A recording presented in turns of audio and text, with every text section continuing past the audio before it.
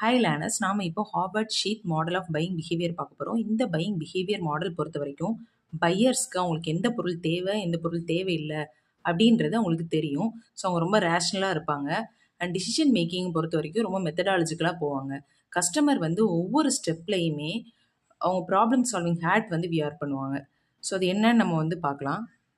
First one extensive problem solving. இதில் கஸ்டமருக்கு இந்த ப்ராடக்ட்ல பிராண்டை பற்றி அவேர்னஸே இருக்காது, டோட்டலாக பிளாங்காக தான் இருப்பாங்க. ஸோ இங்கே வந்து ஆக்டிவ் ப்ராப்ளம் சால்விங்கில் அவங்க வந்து இன்வால்வ் ஆவாங்க. அவங்களுக்கு எந்த ப்ராடக்ட் சூட்டபிளாக இருக்கும் அப்படின்னு ஃபைண்ட் அவுட் பண்ணுவாங்க. Second one limited problem solving. இங்கே கஸ்டமருக்கு வந்து நிறைய இன்ஃபர்மேஷன் தெரிஞ்சிருக்கும் அந்த ப்ராடக்ட் பற்றி. ஸோ அவங்க வந்து கம்பேர் பண்ண ஸ்டார்ட் பண்ணுவாங்க ப்ராடக்ட்ஸை. அடுத்தது ஹேபிச்சுவல் ரெஸ்பான்ஸ் பிஹேவியர். இங்கே கஸ்டமருக்கு என்னென்ன ப்ராடக்ட்லாம் இருக்கும் அப்படின்றது ரொம்ப கிளியர் கட்டாக தெரிஞ்சிடும். ஸோ சாய்ஸஸ்லாம் அவங்களுக்கு தெரிஞ்சதுனால என்னது வந்து பை பண்ணணும், எங்கே பை பண்ணணும் அப்படின்றது அவங்களுக்கு ஐடியா இருக்கும். ஸோ ஒரு எக்ஸாம்பிள் பார்க்கலாம். இப்போ நம்ம ஆன்லைனில் வந்து கிளாஸஸ் வந்து பர்ச்சேஸ் பண்ணுறோம். ஃபர்ஸ்ட் வந்து நம்ம எக்ஸ்டென்சிவ் ப்ராப்ளம் சால்விங்கில் தான் இருப்போம். நமக்கு என்ன ப்ராடக்ட் எங்கே போய் பர்ச்சேஸ் பண்ணணும் அப்படின்றது எதுவுமே தெரியாது.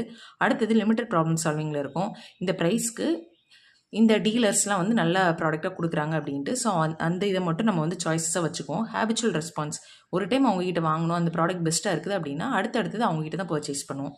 ஜஸ்ட் பார்க்கலாம். ஃபர்ஸ்ட்டு இன்புட்டில் மார்க்கெட்டிங் மெசேஜ் அண்ட் கஸ்டமரோட இமேஜினேஷன் வந்து இருக்கும் டிசிஷன் மேக்கிங் பண்ணும்போச்சில்.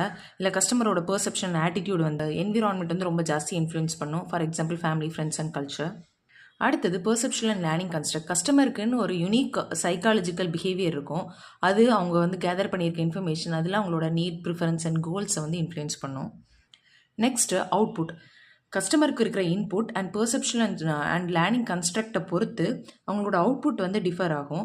ஸோ இதை வச்சு கஸ்டமர் வந்து என்னென்ன பிராண்ட்லாம் வந்து வாங்கலாம் அப்படின்றத டிசைட் பண்ணுவாங்க. ஸோ எக்ஸ்டர்னல் வேரியபிள் பொறுத்த வரைக்குமே வந்து இது டேரெக்டாக டிசிஷன் மேக்கிங் ப்ராசஸை இன்ஃப்ளூயன்ஸ் பண்ணலனாலும் இன்டெரக்டாக இன்ஃப்ளூயன்ஸ் பண்ணும். ஃபார் எக்ஸாம்பிள் சில ரிலீஜியஸ் பிஹேவியர், வெதர், அது எல்லாமே. ஸோ இதெல்லாம் பேஸ் பண்ணி தான் ஒரு கஸ்டமர் வந்து ப்ராடக்டை பர்ச்சேஸ் பண்ணுவாங்க. தேங்க்யூ.